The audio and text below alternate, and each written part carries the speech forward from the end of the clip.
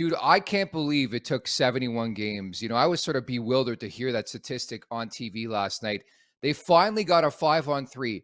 How does it take the Toronto Maple Leafs 71 games with the star power and the talent in that roster along that ice to get a 5-on-3? And it took them 30 seconds or whatever it was. Michael Bunting scores. Man, that's insane to me. How does that happen?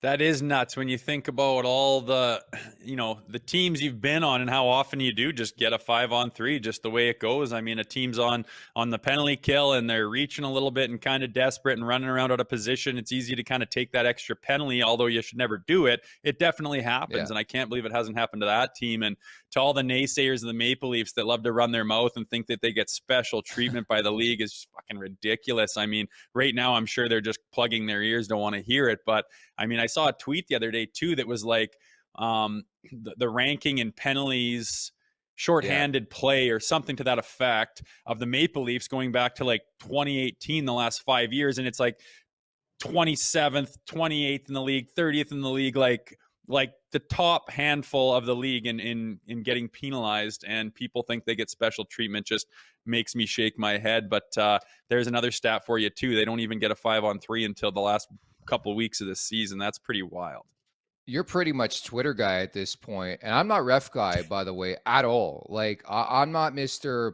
Blame the refs every time you lose and every time you lose big in the Stanley Cup playoffs. But to me, it's inexcusable how, especially a team like the Maple Leafs, so speedy, so shifty, so talented, that it takes 71 games. I still can't believe it. I woke up today, I'm like, I completely forgot about this. There had to be a moment in this season, say against like a Columbus, where they get a 5-on-3, but no, 71 games without a 5-on-3, and credit to them, they cashed like instantaneously. But I just think it's so bizarre year after year after year. They're that team that people always like to chirp and shit on, but they never get those power plays.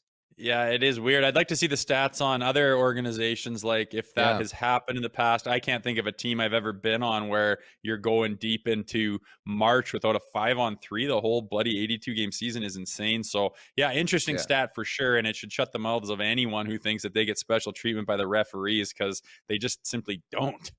Yeah, it really is incredible. Let's ask today's guest. I know you heard the tail end of that conversation, but do you have any explanation how it took 71 games for the Leafs to get a 5-on-3? No, I actually don't. I heard that stat last night too, and I mean the amount of hockey I watch and the games I cover and the amount of teams that or rinks I've been in this year, it just kind of, I feel like that's an outlier. Like it's a weird stat. I look at the way that the Leafs play too. They're not a very physical team. They're more. I mean, now actually they are, but let's go back to 4 weeks ago or less. They play more of a speed and kind of non-engaging game. For me, you would think that there'd be a penalty and they're on the power play, and then a tripping call or a cross-checking in front of the net down to make it a 5-on-3, or even somebody like even by accident. Okay, let's say they're on the power play and the defenseman goes to fire it off the glass and he fires it into the stands. Like it's not even a ref's decision.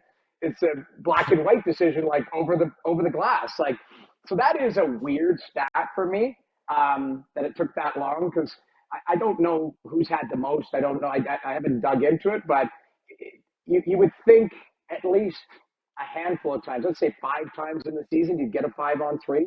So that one's a weird one. And yeah, they converted, and it was a weird play even leading up to it, because Bobrovsky makes the big left pad save on the back door, and then he gets run into by his own D-man, and then Bunting.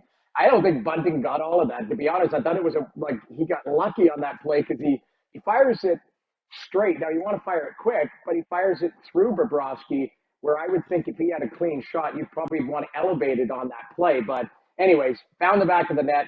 They converted on a 5-on-3. And to answer your question, even by accident, they should have had a 5-on-3 somewhere along the line this year.